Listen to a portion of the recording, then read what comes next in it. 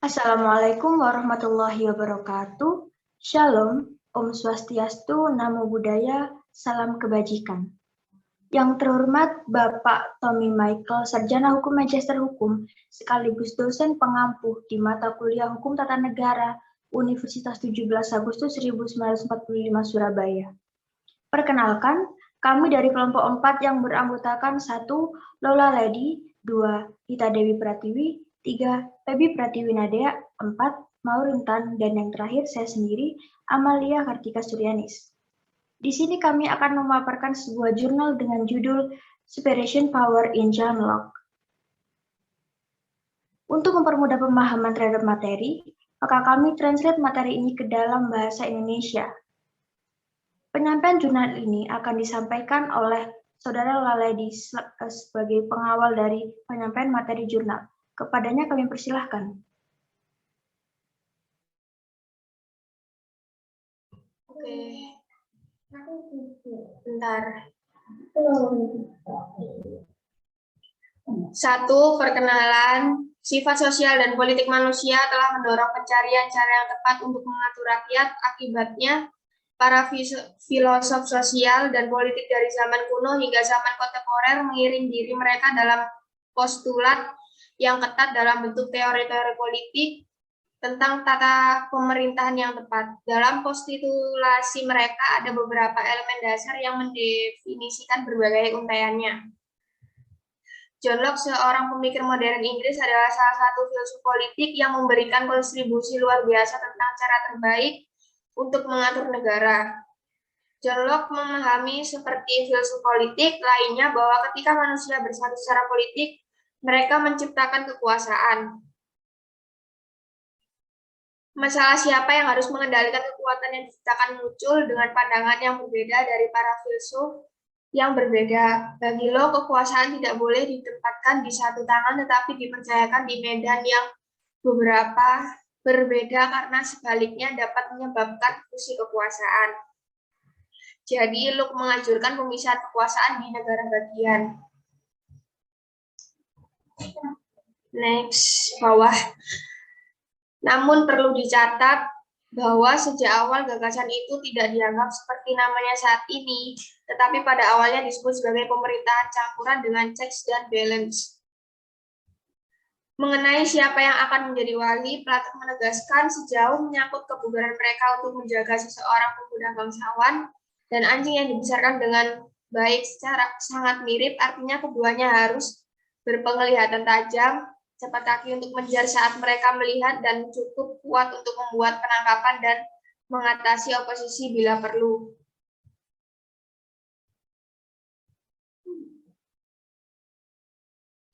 Untuk seorang hakim yang baik, Plato menggambarkan orang itu tidak boleh muda tetapi tua, orang yang telah belajar di akhir kehidupan sifat kejahatan, bukan dari mencatat kejahatan yang berdiam di dalam hatinya.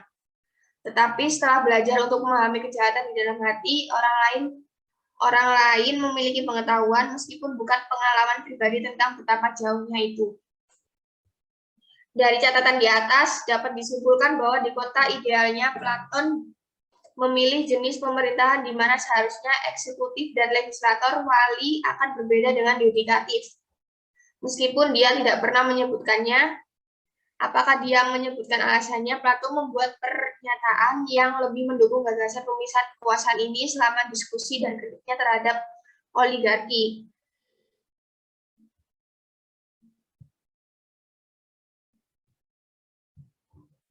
Namun perlu dicatat bahwa sementara Aristoteles mengidentifikasi fungsi-fungsi dasar kekuasaan pemerintahan ini, dia tidak selalu menyarankan mereka atau harus dilakukan oleh cabang-cabang yang sama sekali berbeda.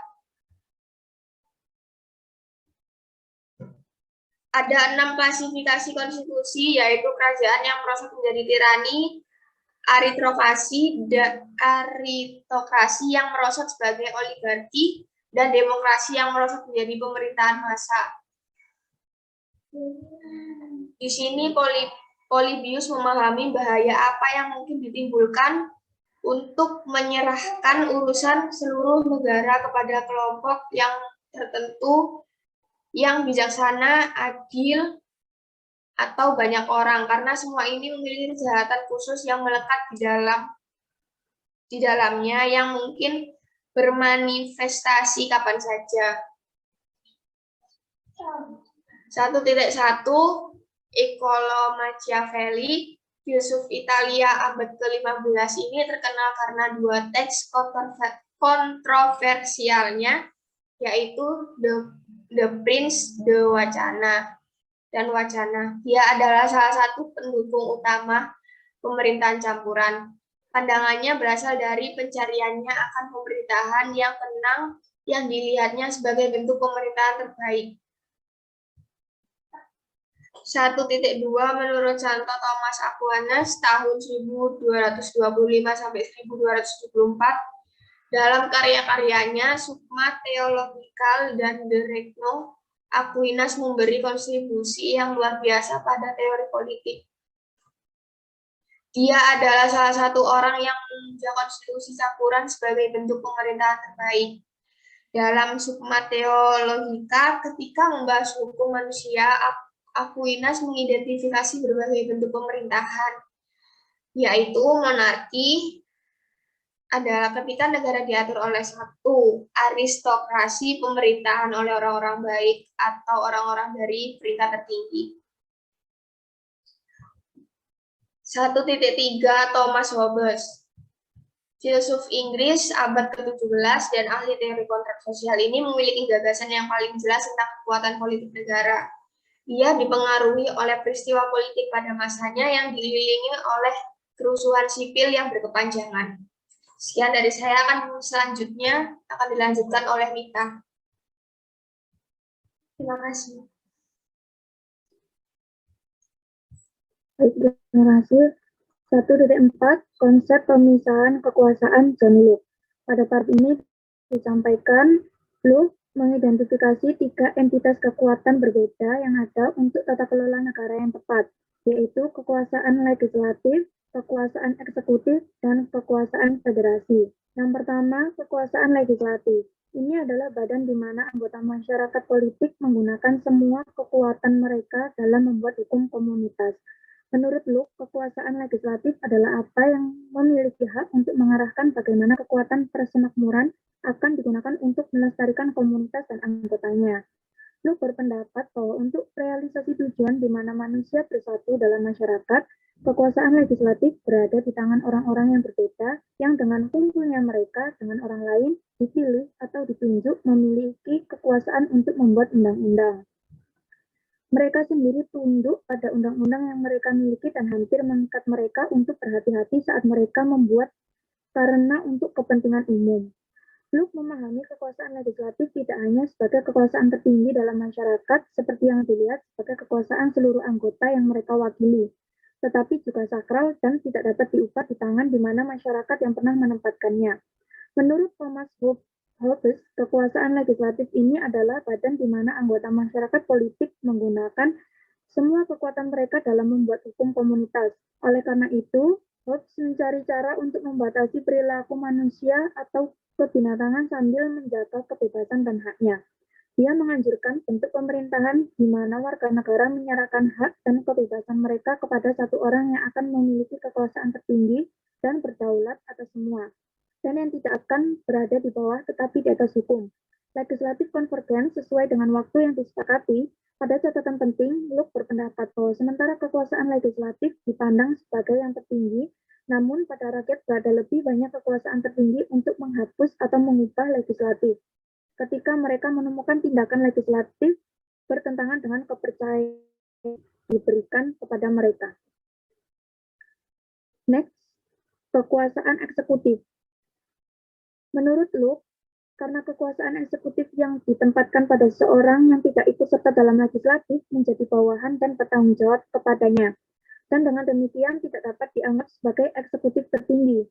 Selain itu, pada eksekutif ditempatkan dengan kekuasaan untuk memanggil legislatif, tetapi tidak dengan kekuatan untuk secara paksa menghalangi pertemuan dan tindakan legislatif.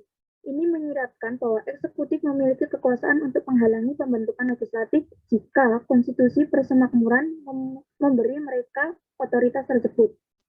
Perlu dicatat menurut Locke bahwa kekuasaan untuk membentuk dan memperhatikan legislatif ditempatkan pada eksekutif, tidak memberikan eksekutif keunggulan di atasnya, tetapi itu adalah amanah fidusia ditempatkan padanya untuk keselamatan rakyat dalam kasus di mana ketidakpastian dan variabel urusan manusiawi tidak dapat menanggung aturan tetap yang mantap. Karena eksekutif diberi semua tanggung jawab ini dalam persemakmuran, mungkin menurut Locke tidak mampu menangani masalah tanpanya. Ini membawa tentang lengan ketiga pemerintah untuk Locke. Kekuasaan pemerintahan ini ia sebut kekuasaan federatif. Yang ketiga, kekuasaan federatif. Kekuasaan federatif mengandung kekuatan perang dan perdamaian, liga dan aliansi, dan semua transaksi dengan semua orang dan komunitas di luar persemakmuran. Locke memahami kedekatan fungsi kekuasaan ini dengan fungsi kekuasaan eksekutif ketika dia mencatat bahwa meskipun kedua kekuatan ini benar-benar berbeda dalam diri mereka sendiri, namun yang satu memahami pelaksanaan hukum kota dari masyarakat di dalam dirinya sendiri. Atas semua itu adalah bagian darinya yang lain pengelolaan keamanan dan kepentingan publik tanpa dengan semua pihak yang dapat menerima manfaat atau kerugian darinya, namun mereka selalu hampir satu. Singkatnya, Locke mengidentifikasi tiga entitas kekuasaan di persemakmuran, yaitu legislatif, eksekutif, dan federatif. Locke menegaskan bahwa kekuasaan legislatif dan eksekutif seringkali datang untuk dipisahkan, namun ia menerima sulitnya memisahkan eksekutif dan federatif, bahkan sampai meragukan kepraktisannya. Dalam pembahasan selanjutnya akan dipaparkan beberapa tumpang tindih yang terjadi dalam mempraktekkan sistem atau metode pemisahan kekuasaan yang dipilih oleh John Locke. Selanjutnya akan dilanjut Amalia. Silakan. Sekian dari saya, terima kasih. Baik, selanjutnya akan dilanjutkan oleh saya, yaitu nomor 2 tentang prerogatif. Dalam paragraf ini, John Locke menyatakan bahwa tidak lain kekuasaan adalah berada di tangan seorang presiden untuk menyediakan kepentingan publik. John Locke percaya bahwa ada hal lain yang tidak dapat diatur oleh undang-undang, dan menurutnya dapat diserahkan oleh kebijaksanaan pada yang dimiliki oleh eksekutif di tangannya untuk dipersatukan olehnya. Atau dengan kata lain, pengertian prerogatif sendiri adalah kekuasaan atau hak istimewa yang dimiliki oleh presiden tanpa dapat dicampur oleh lembaga lainnya.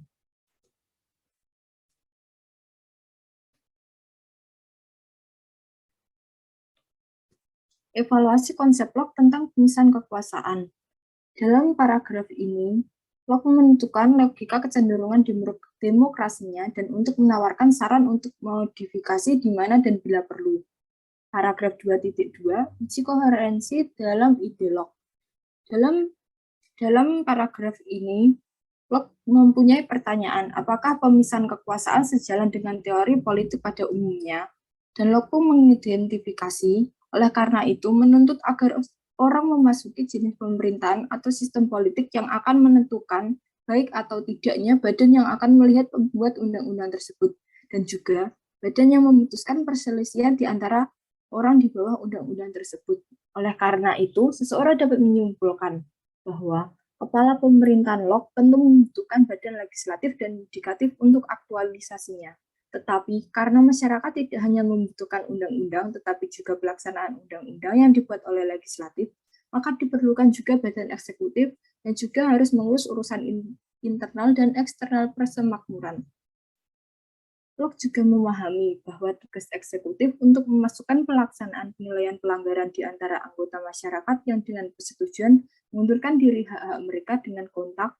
Locke juga menegaskan di beberapa titik bahkan badan legislasi juga dapat bertindak sebagai hakim atau menunjuk seseorang untuk melakukannya. Di sini, Locke tidak hanya menganggap fungsi yudikatif berada di tangan legislatif, tetapi ia juga merusak gagasan tentang independensi yudisial yang akan dibahas nanti. Locke sendiri memahami beberapa kontradiksi dalam teorinya selama diskusi ini tentang apa yang diberi makna hak prerogatif. Ada 3 pertanyaan mendasar yang perlu diperhatikan dalam teori politik John Locke tentang pemisahan kekuasaan dalam paragraf ini. Apakah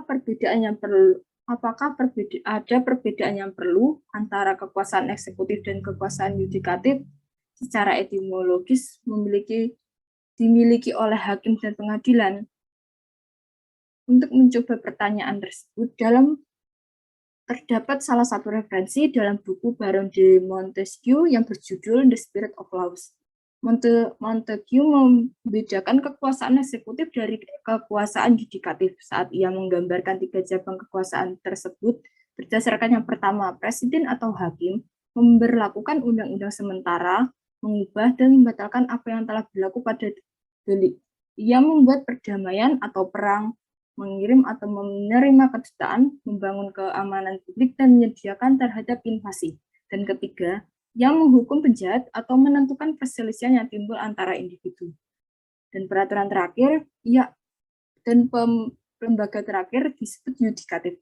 Tapi sebelum yang satu itu, Montesquieu menjelaskan bahwa eksekutif hanya dapat menelusuri perbedaan antara ketiga cabang ini dengan menyebutkan fungsi-fungsi apa yang dapat dilakukan oleh ketiga lembaga tersebut dalam negara.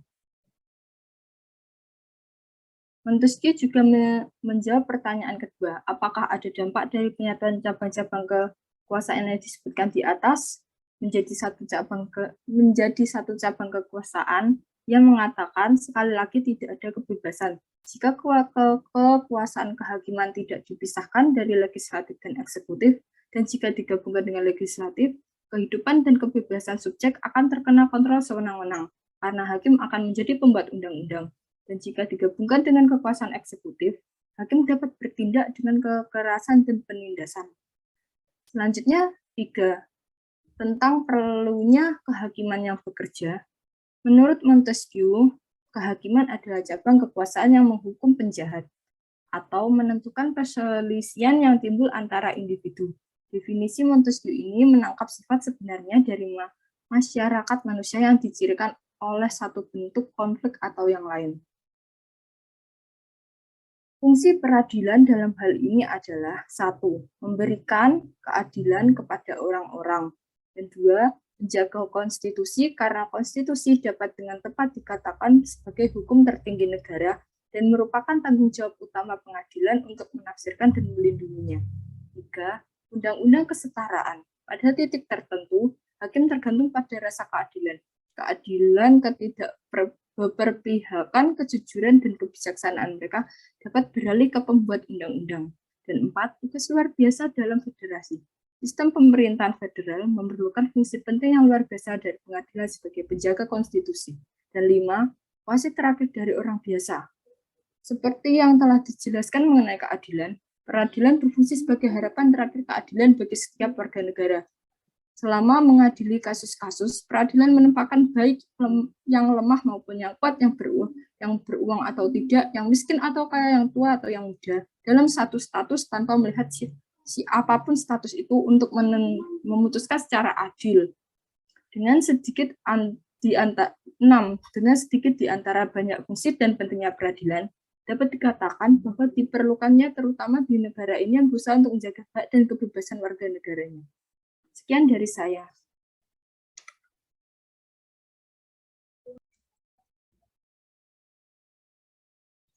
Yang keempat yaitu ada independence of judiciary atau independensi peradilan.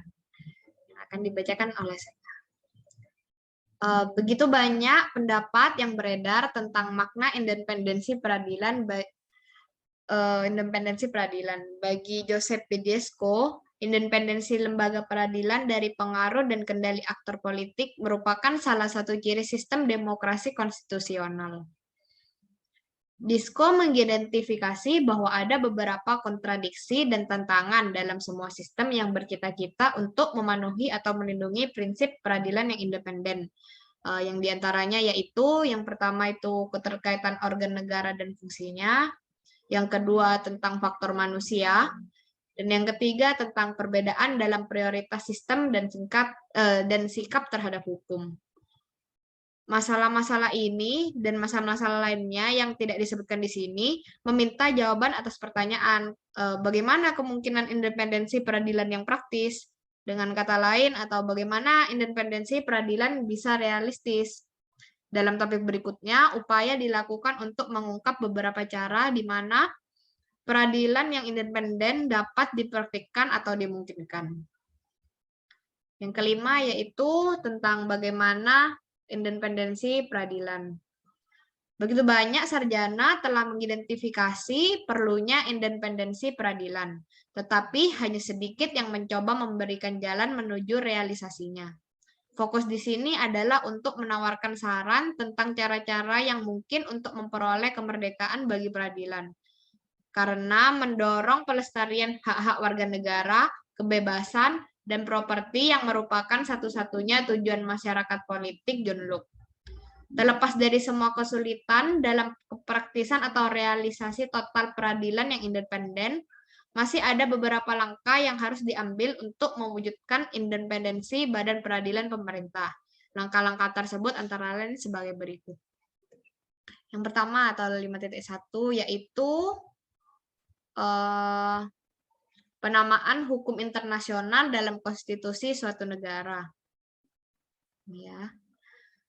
Beberapa isi dari banyak undang-undang universal dan regional menjunjung tinggi gagasan bahwa pengadilan yang berwenang harus independen untuk memastikan bahwa hak-hak warga negara dijamin. Misalnya pasal 14 ayat 1 dari Kovenan Internasional tentang Hak Sipil dan Politik. Undang-undang internasional ini mengakui seluk-beluk praktik peradilan dan bagaimana independensi peradilan dapat meningkatkan kepercayaan pada hasilnya. Ini juga menunjukkan sebagian besar bagaimana hak warga negara dihormati seperti yang ditekankan oleh Locke dalam teori politiknya.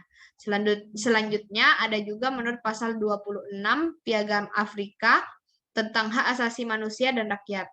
Dengan dimasukkannya dan dipatuhinya semua arahan dari badan-badan internasional ini ke konstitusi suatu negara, pasti akan ada peradilan yang independen. Yang kedua yaitu jaminan keamanan masa jabatan hakim. Cara penting lainnya untuk meningkatkan independensi peradilan adalah dengan memastikan bahwa pengangkatan pejabat peradilan akan berlangsung sampai yang ditunjuk mencapai usia pensiun yang berbeda dari satu negara ke negara lain. Misalnya seperti pekerja lain di Amerika Serikat. Hakim mereka pensiun pada usia 65 tahun. Ini akan memastikan bahwa para hakim terutama akan melaksanakan tugas konstitusional mereka tanpa rasa takut atau bantuan dan tanpa perhatian khusus kepada otoritas yang menunjuknya. Jika seorang hakim diangkat untuk suatu jangka panjang waktu tertentu, ia terikat untuk bertindak atau menghakimi selalu mendukung penguasa yang mengangkatnya, baik untuk tujuan pengangkatan kembali atau pengangkatan baru ke tingkat yang lebih tinggi. Tetapi jika tidak ada masa jabatan tertentu, dia bebas memberikan keadilan dalam semua kasus. Yang ketiga adalah menghormati profesi alih-alih hierarki. Ancaman terhadap independensi lembaga peradilan tidak hanya datang dari luar. Oleh karena itu juga terdapat hambatan bagi lembaga peradilan yang independen di dalam lembaga peradilan itu sendiri. Pada titik tertentu, jaksa atau pengacara tingkat yang lebih rendah cenderung mengambil instruksi dari profesional yang lebih tinggi dalam hierarki dalam penanganan kasus mereka. Ini mungkin juga mengambil bentuk serangan oleh hakim yang lebih tinggi pada yang lebih rendah. Perlu dicatat bahwa dalam fase keadilan, semua adalah sama. Oleh karena itu, penekanan dalam profesi hukum harus pada pentingnya profesi bagi masyarakat umum dan bukan pada hierarki. Karena kekalahan cabang pemerintah ini adalah kekalahan bagi seluruh rakyat. Yang keempat ada otonomi keuangan dan sumber daya yang cukup. Peradilan membutuhkan sumber daya yang memadai untuk menjalankan fungsinya dengan tepat. Karena peradilan menerima sumber dayanya dari anggaran nasional yang selalu ditentukan oleh legislatif dan eksekutif. Maka penting bagi mereka untuk menguraikan dan menyetujui anggaran negara untuk mempertimbangkan kebutuhan peradilan. Hal ini penting karena sumber daya yang tidak memadai dapat membuat peradilan rentan terhadap korupsi, yang merupakan salah satu ancaman terbesar bagi independensi peradilan. Untuk tujuan ini, negara harus menciptakan di dalam peradilan badan-badan yang bertugas mengelola sumber daya peradilan. Dengan demikian, memperkuat otonomi organ peradilan. Yang kelima, yaitu kerahasiaan kerahasiaan profesional dan kekebalan nih. Peradilan harus terikat oleh kerahasiaan profesional sehubungan dengan pertimbangan mereka dan informasi rahasia yang diperoleh dalam tugas mereka selain dalam proses, dan tidak akan dipaksa untuk bersaksi tentang hal-hal tersebut.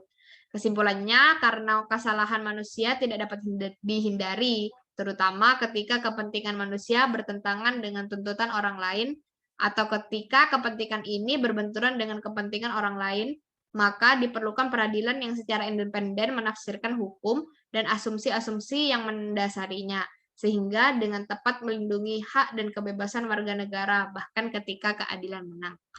Demikian dari saya, selanjutnya akan disampaikan oleh Amalia. Terima kasih. Selanjutnya yaitu nomor 6, ringkasan dan kesimpulan.